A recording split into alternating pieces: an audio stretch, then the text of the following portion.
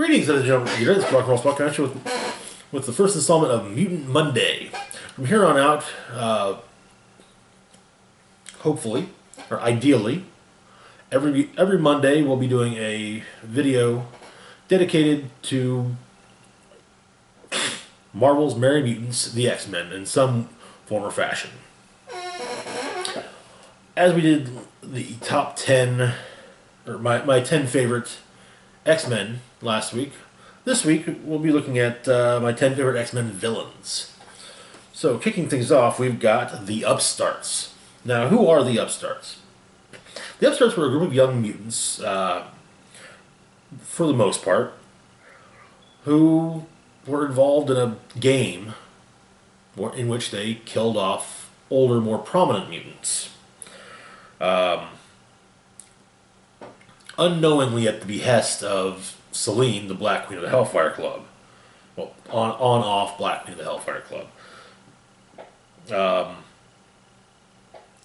Turns out what the prize was being part of her Hellfire Club, of her inner circle when she retook the Hellfire Club. But a lot of it really boiled down to bad guys being bad guys. Just for the sake of being bad. There were some interesting characters involved, though. Trevor Fitzroy, who was Bishop's nemesis. There was also the son of Sebastian Shaw, Shinobi Shaw, and as well as oh God, what was her name? Sienna Blaze, who had elemental powers. Sadly, most of the Upstart characters who were involved with the Upstarts are gone now. Actually, one noteworthy character to make note of at least was Graydon Creed, the son of Sabretooth and Mystique, who in fact led the hate group Friends of Humanity, as he was human, unlike his parents. Anyways, moving on to Mystique. Longtime enemy, occasional ally, and she always with her own agenda, which honestly changes easily to her form.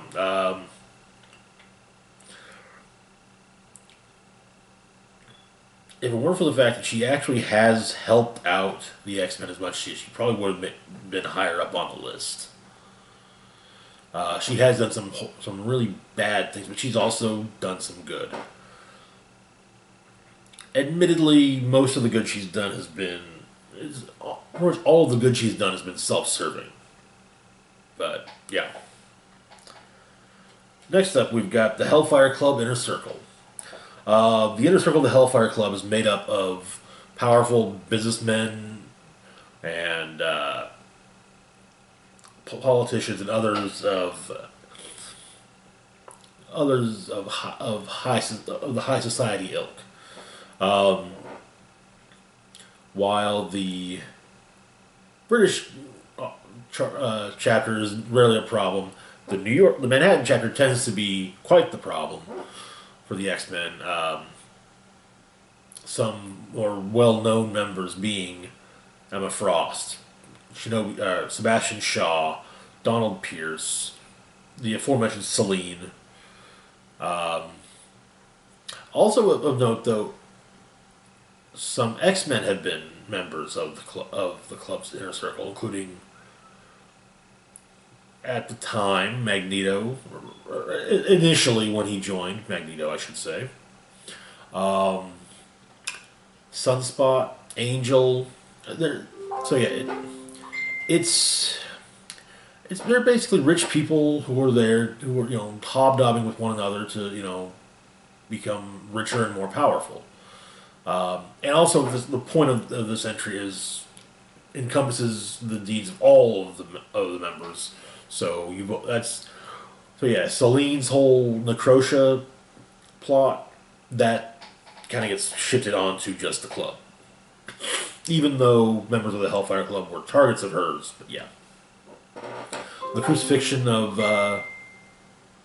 Wolverine by Donald Pierce and the Reavers. Yeah, that's on them. Anyway, yeah, it's also of note that their agenda tends to be about money more than anything. Hell, Shaw Industries, owned by Sebastian Shaw, a mutant, made Sentinels. So yeah. Next up, we've got Strife. Strife's a clone of Cable, raised by Apocalypse, and he is referred to many as the Chaos Bringer. As the biggest thing, he's been more of an X-Force villain over the years because, well, Cable, and in fact, there was a long period where he was dead, but he nearly killed Professor X one time, and it was in the story Executioner's Song. He took advantage of the fact that he looks just like Cable and framed Cable for shooting Xavier at Central Park and infecting him with a technovirus. After his defeat, which led to his death, quote unquote, he unleashed upon the world the legacy virus, which would ravage through the mutant community and also take the life of Moira McTaggart. Next up, we've got Onslaught. This guy right here. So Onslaught is the psychic spawn, the spawn of the psyches of Charles Xavier and Magneto. During a battle on Avalon, wherein Magneto ripped the adamantium out of Wolverine's skeleton, Xavier mind-wiped him. And the two psyches converged and created Onslaught, who was powerful enough to knock the Juggernaut from one end of North America to the other. I mean, seriously, he punched from, like, I remember correctly, it was Alberta, Canada, to New Jersey. His defeat required the sacrifice of most of the Avengers, almost the entirety of the Fantastic Four, and also would eventually lead to open government-sponsored hunting and capturing of mutants. Yeah. Go Onslaught. Next up, we've got the Sentinels. So, first and foremost, I'm going to say it. The Sentinels are the ultimate symbol of anti-mutant bigotry and oppression. That said, they are robots and they can be programmed. And they are programmed to hate. Hell, the Bastion, the combination of the future Sentinel Nimrod and Master Mold here. He reprogrammed Sentinels a few years back to actually track down and save mutants, because the mutant race had dipped so low in numbers that Sentinels didn't have a use, so or would soon be obsolete. Because if there's no mutants, why have Sentinels?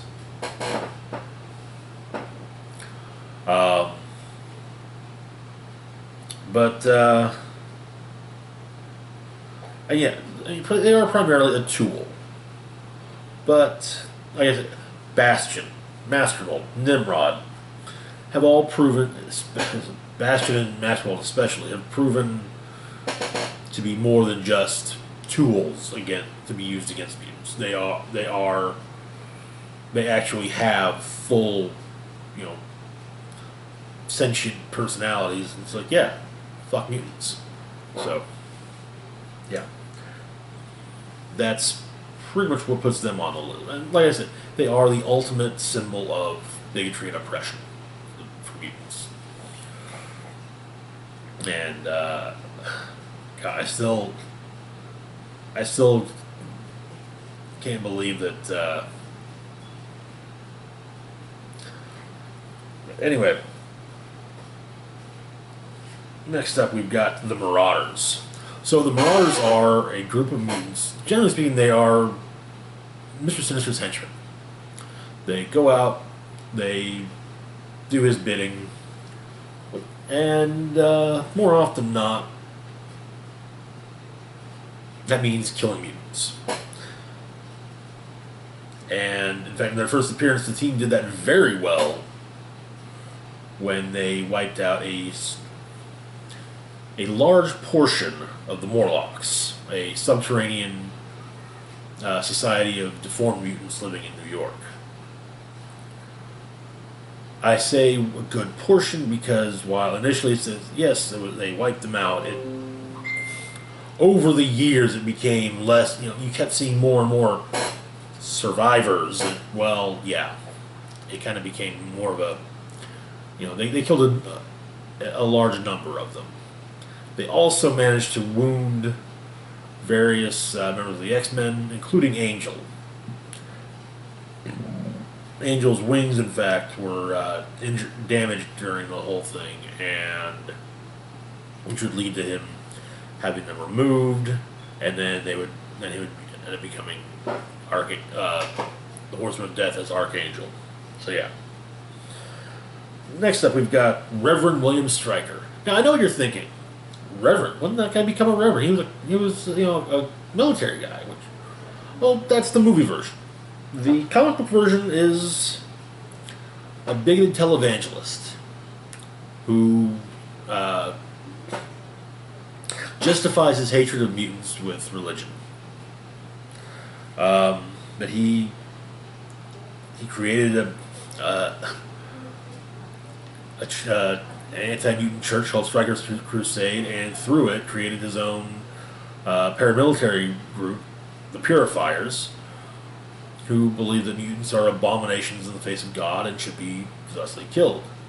And his hatred of mutants is so strong that he had no problem with selling his soul to one of the various lords of hell to continue living and, fleecing the rich to fund his crusade against mutants.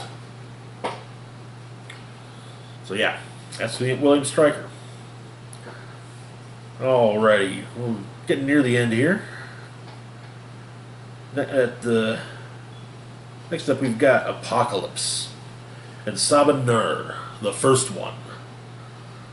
Apocalypse is not one that cares about the domination of the world by a particular race so much as he does the strength of who rules the world. His coming is almost always precipitated with, 4 horsemen, sometimes culled from the X-Men, such as Archangel, Gambit, Sunfire, to name a few. And this has been over the course of more than a few attempts at world domination. He wishes to see the strong survive with him in charge. But he's also one of the few threats that can unite both the X-Men and their various nemeses. Alrighty, now, before we get to the top side, I got a few honorable mentions. First off, Mr. Sinister. He's not as Darwinian as Apocalypse, though he does hold some of the same views.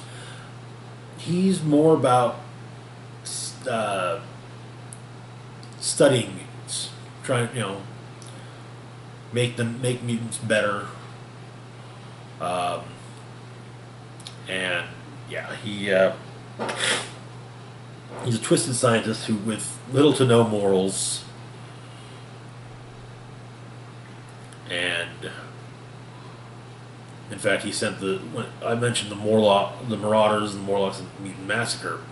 Um, he actually sent the Marauders to kill the Morlocks because he recognized them as best described, bastardized version of his own work. Sabretooth.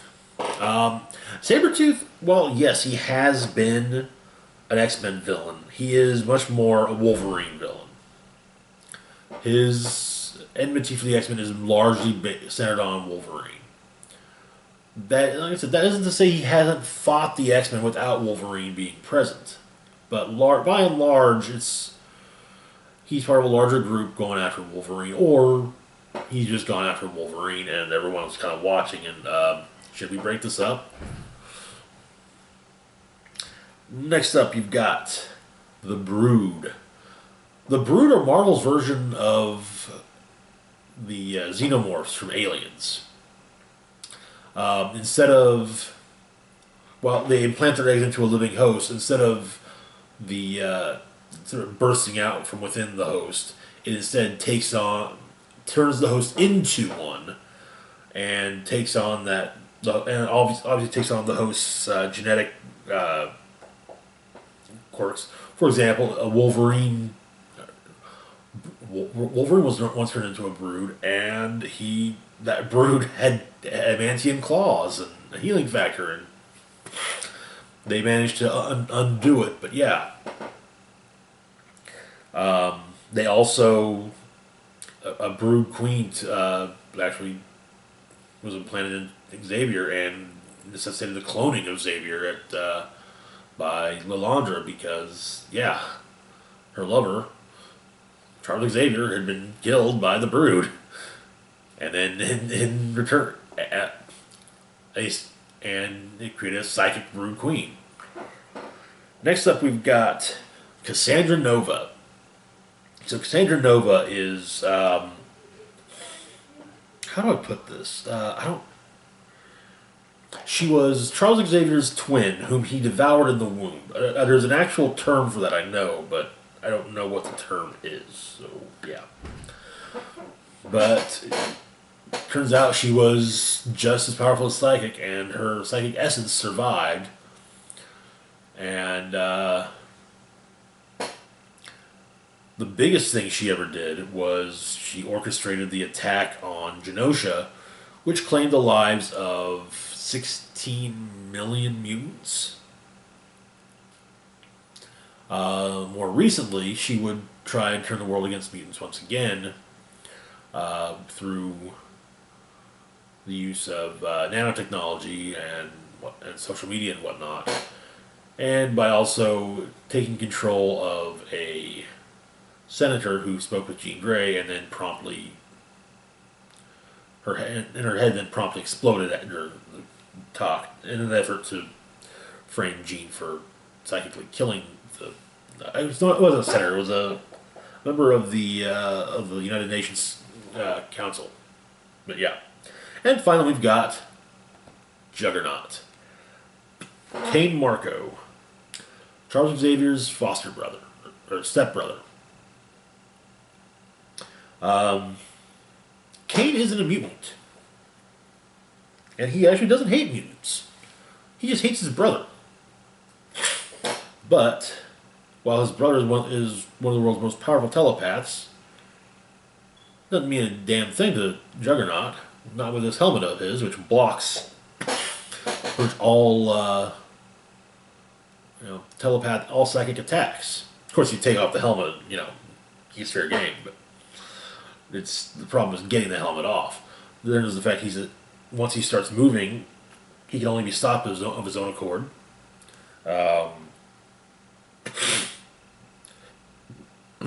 And he's a force to be reckoned with. I mean,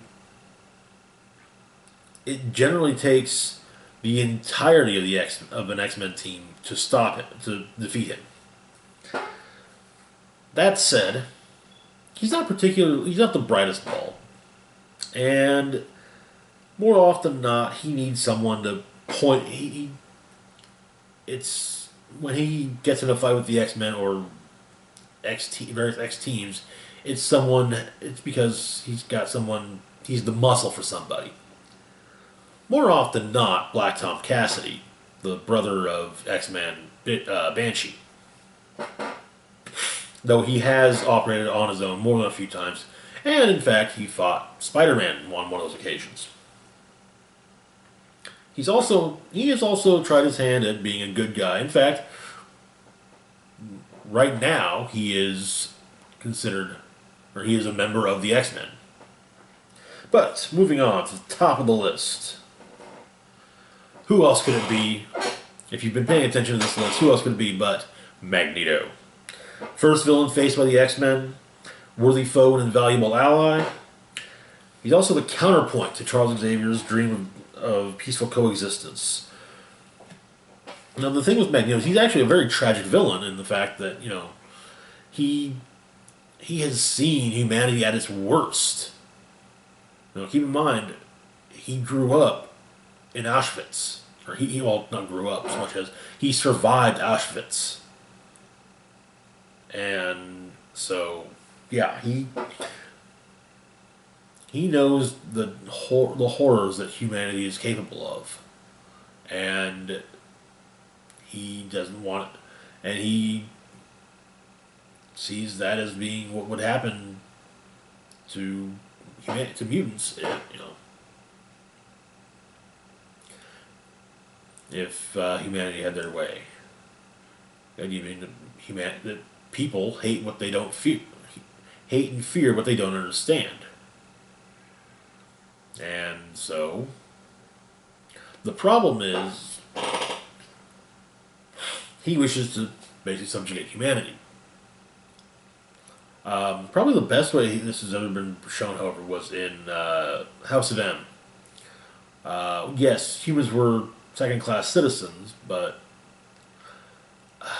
they still seemed. I don't know, it would seem that at least like things were beneficial. For example, J. Jonah Jameson being the manager of Peter Parker, of totally a mutant Peter Parker, pro wrestler. You could be a non-mutant and still be successful. So,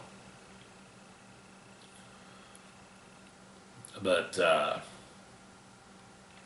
then he's also been. I mentioned he's an invaluable ally because he has been a member of the X-Men on multiple occasions. In fact, for a while he was headmaster of the school and leader of the New Mutants. He then tried merging the school with the Hellfire Club's Massachusetts Academy, and the New Mutants into the Hellions as he was working on joining the Hellfire Club. Yeah. Another thing about Magneto is he doesn't even need to be there to be a threat. He is equally a threat just in name. Atrocities have been carried out in his name. There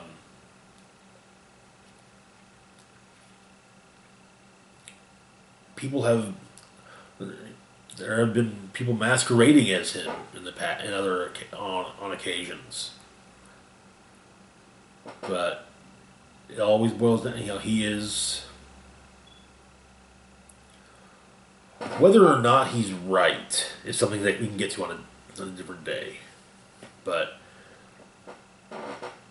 he's a villain that's easily understandable, if nothing else. Anyway, that's it for now. As always, feel free to like, share, and subscribe. Comment as well. Hit the bell icon to be notified when I put new content. Links to my Facebook, Twitter, and Patreon are in the description box down below. This is Rock and Roll Spock signing off saying, live long and rock hard.